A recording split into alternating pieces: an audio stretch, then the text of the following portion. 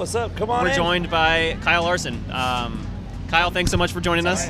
Yeah, thanks. Thank you. So we come in here today, your second attempt at the double. No rain on the forecast, so I imagine a really exciting morning for you as you think about what you're about to attempt here at IMS and then heading on a plane to get to Charlotte.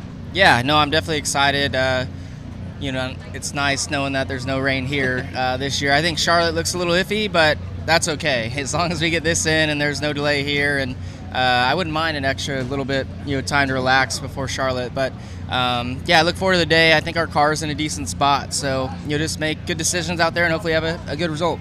Yeah, you've had a great month, great practice, qualifying, a couple of incidents, but nothing that's atypical around this place when you're going that fast.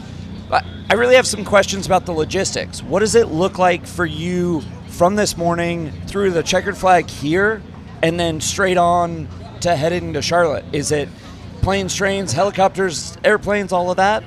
It's pretty straightforward kind of race morning here. And then, as soon as we get done with the race, depending on, I guess, where you finish, hopefully, you win and it takes a little bit longer. But, I'll similar to last year, I'll say goodbye to the team, jump in a Suburban or Tahoe, head over to the golf course there where the helicopter pad is, get a helicopter to the Indianapolis airport, get in one of Rick's jets, and fly to Concord. It's probably about an hour and 10-minute flight, but after you factor in the taxiing and all that, probably an hour and 15.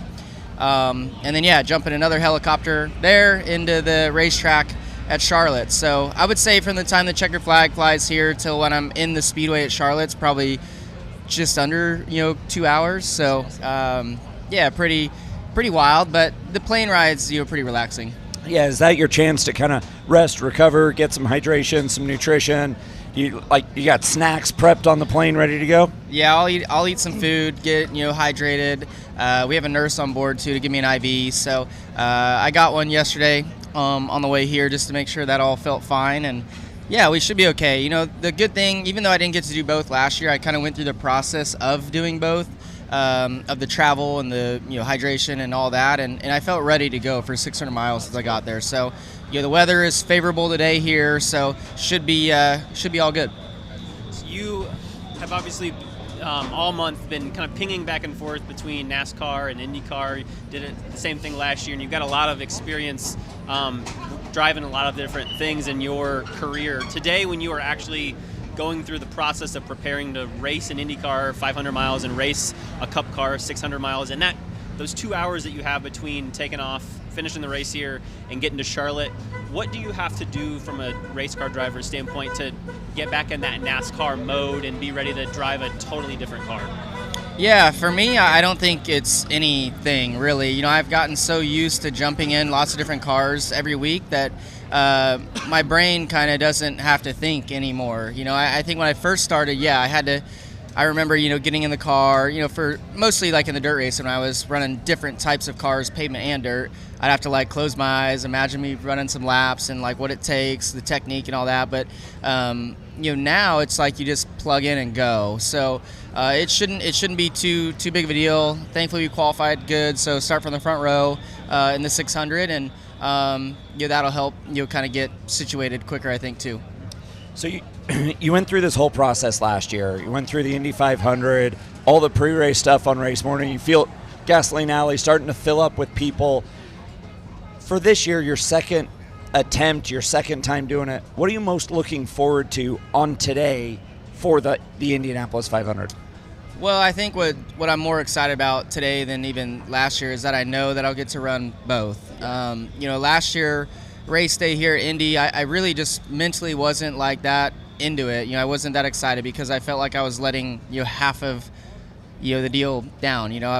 I knew I wasn't gonna be able to start the 600, so that kind of didn't sit well with me. Even though I was excited around the 500, I just felt like I was letting them down, and vice versa. If I would have not ran here, I would have felt like I was letting them down here. So there's just no win kind of feeling for me. So now, I know I'm going to get to run both. I'm going to definitely soak in, I think, race day much better than I did last year. What's your favorite part of the pre-race here and your favorite part of the pre-race as much as you'll be able to enjoy it in Charlotte? Well, it's hard to pick one favorite, I think, thing about, pre-race here at Indy. I would say, just starting off, I would say, walking with your family and your team, through Gasoline Alley. Driver introductions was a little bit different last year, I think, with the weather. So I'm looking forward to doing that on the front stretch this year. And then, all the pageantry that goes along with pre-race, the national anthem, Back Home Again in Indiana, all of that, is just unreal. Like, when you can't really grasp it either on TV. They do a great job, but it's just different, when you're here on the grounds. I know in these handful of double attempts that we've seen over the last couple decades, only one driver has been able to complete all 600 laps. Tony Stewart in 2001 finished 6th in the 500, 3rd in the Coke 600. Do you feel like that's a reasonable goal for you here today? Well, I mean, first I would like to just finish all the laps. Yeah. I think that would be, really cool to be the second guy to finish all the laps. But then if you finish all the laps, you want to beat Tony's record. So I definitely think it's doable. He did a great job, obviously, but I think if things go right, I could see us running well today in the Indy 500. And then, in NASCAR, I'm always confident that we could, have a good shot to win, especially starting from the front row, good pit stall, all of that. So, but you can't get too far ahead of yourself. You just got to execute each lap, execute all the details, and just keep yourself in the hunt. And, that's our plan for today, and look forward to, giving it a go. If you got any nerves going into today, what's it about? Is it the start? Is it the first pit stop? Is it the last pit stop? Is it that final restart? I know you had a couple of learning experiences last year on restarts and coming into pit lane. Is there anything that's you've been focused on making sure you're ready for today? Well, I think, for me, and a lot of us really in the field, we don't have much experience, racing Indy cars or on an oval. But for me, I think, just trying to get through the start, really get settled in, hopeful that I don't make a mistake or somebody else doesn't make a mistake and you get caught up in it.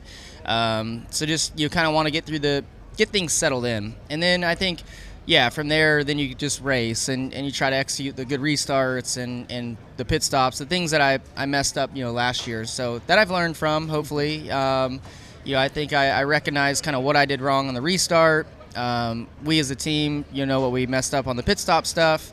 And, I feel comfortable and confident with all that. So, again, I think if you can just limit those mistakes, I know I have a good enough car to chip my way forward, as long as we call good race strategy and all that. So, I just more excited than nervous about anything. Is there anything from a racecraft standpoint that another year or another month of practice and getting through qualifying, the Monday practice, Carb day, what do you feel like you are more comfortable with, for lack of a better way to phrase it, than maybe you were last year coming into your first 500? Yeah, I don't know. I mean, Indy's pretty straightforward, I feel like, for racecraft. It's very difficult to pass, and I think more than anything, it comes down to just being patient and kind of letting the race come to you, let the strategy fall into your lap, hopefully.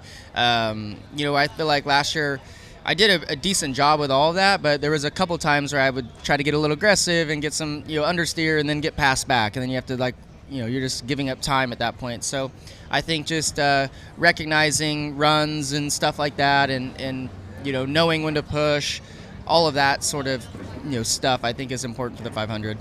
And last question from me. I know we were talking to you guys there on Friday morning ahead of Carb Day practice. Pato told us that you guys were still working a little bit to tune that package to where everyone wanted it, to where you guys felt like you could really challenge for this win today. What progress did you guys make on Carb Day, and where do you feel like that race car is for today? I feel like us with the 17, we got to a good spot on Monday, and I think a couple or the rest of the teammates kind of trended our direction and felt a little bit better on Friday. So I think we're all more confident now. I still think there's a few others that are a little bit better, but I think we're good enough, at this point to be confident what we have to go out there and race and again, just execute. It's not often that the fastest car wins, but I think the team that does the best job wins this race. So hopefully we're, part of that group and can just do a good job. Last thing from me, you got Tony Kanaan on your stand. He's won this race a couple of years ago now, but he's got a lot of experience. What's the best piece of advice he's shared with you this month getting ready for your second 500? Yeah, I don't know. There's always a lot that Tony's offering, but I think just going back to the patience part of it. I think when it comes to racecraft, just again letting the race come to you, letting your team do the work or most of the work for you, your team, your pit crew, all of that. So it's great having Tony around, and I've gotten the chance to work with him for a long time, really, back to our Chip Ganassi days. So it's he's been a little less like one-on-one involved this year because he's got such a bigger role, but he's still there always. And I'm like, man, I wish Tony was around.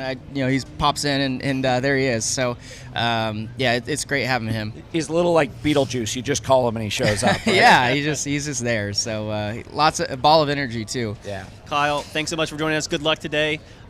Big day for you. We appreciate you joining us here this morning on Pit Pass Live. Yeah, good luck. Safe travels. Yeah, thank you guys. Yeah, thanks, Kyle. Thanks, Kyle. Thanks. All right, our next guest will be here in just a few moments. Connor Daly getting ready for his first Indy 500 with Juncos Hauling Racing. But until